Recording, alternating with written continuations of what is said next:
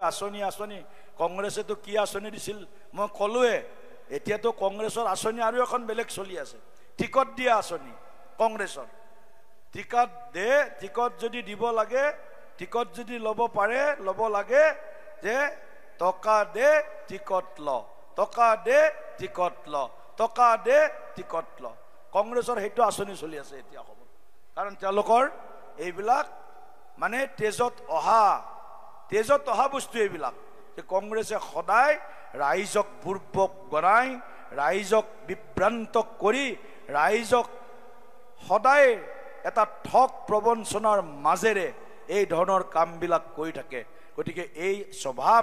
নমৰে এই স্বভাৱ তেওঁলোকৰ আজীৱন থাকি যাব সেইকাৰণে মই এই কথাটো কৈছোঁ যে কংগ্ৰেছৰ আঁচনি বাদ দিয়ক মই নলবেৰা চলি হয়নে নহয় মোমাইতোলাত মোৰ ঘৰ মই সদায় সাধু এটা কওঁ পঞ্চায়ত নিৰ্বাচনত